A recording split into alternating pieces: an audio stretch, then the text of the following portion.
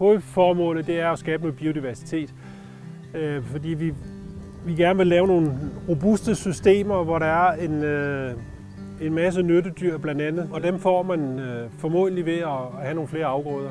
Blandt andet ved, at man både har en vår- og vinterafgrøder samtidig.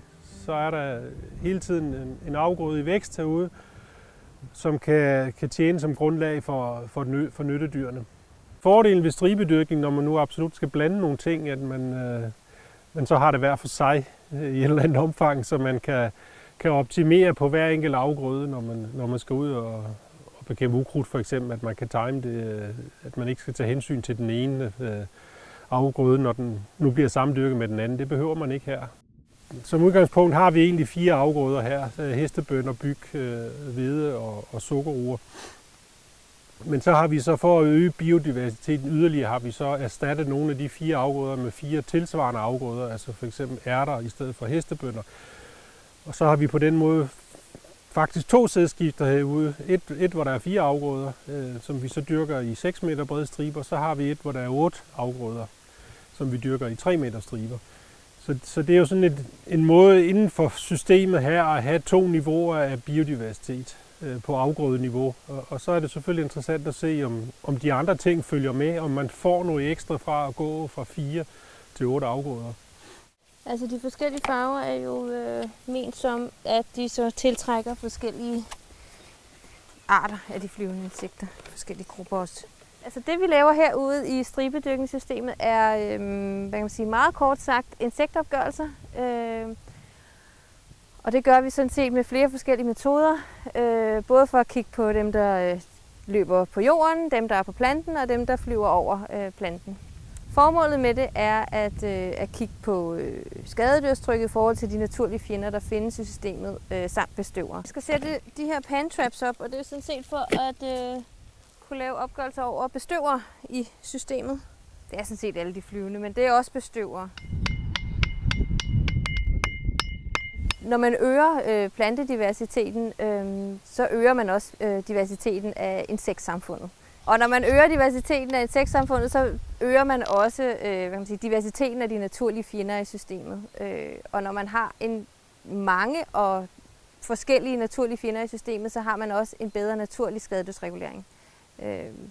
Så når vi for eksempel ser angreb af bladlus, så er der en meget højere sandsynlighed for, at der faktisk er naturlige fjender allerede til stede i systemet, der vil kunne bekæmpe de her bladlus og andre skadedyr. Lige præcis her i hestebønnerne, det er jo også en blomstrende afgrøde, så der håber vi lige at se på også lidt flere bestøvere. Hvis man for eksempel sammenligner med en monokultur, vil de her specifikke afgrøder ikke være lige så følsomme over for skadedyrsangreb.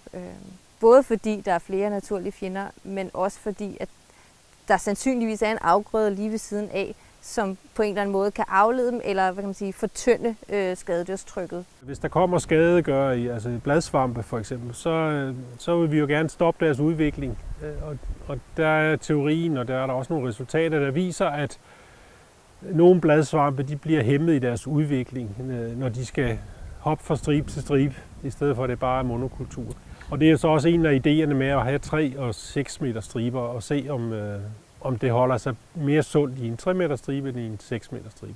Vi har jo som sagt robotter her, som gør, at vi uden problemer kan arbejde i de her 3 meter striber, som vi som udgangspunkt har bygget det hele op omkring. På sigt så arbejder vi på, at vi kan arbejde pløjefrit i de her relativt smalle striber. Og fordelen ved robotter er jo, at de er lettere, og vi kan køre noget oftere, uden at måske skal tænke så meget i mandetimer. Man ved, at der er nogle afgrøder, som påvirker hinanden positivt, og det skal man selvfølgelig sørge for, når man designer det endelige system, som i virkeligheden også kan være meget simplere end det her. Men det er jo det, vi skal finde ud af ved at følge det. Og det er jo rigtig spændende at se. Altså nu er det her andet år, og der har vi i hvert fald nogle problemer i roerne lige i år, også fordi vi er så lidt sent. Vi blev nødt til at så om. Først så vi sent, og så så vi om, og nu har vi sådan nogle lidt voldsomme problemer med nogle stankelbenslarver.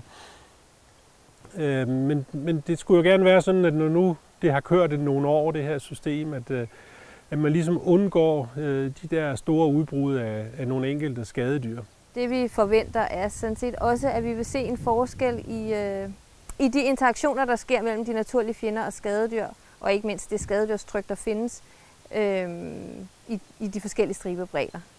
Så en smallere stribebredde faktisk, kan man sige, på samme areal er der en højere afgrødediversitet, egentlig vil give en endnu bedre naturlig regulering af skadedyrene. Der er jo sikkert nogle landmænd rundt omkring, der måske har noget grej allerede, hvor man ikke er så langt fra at kunne gøre det her, at det måske faktisk ville give mening.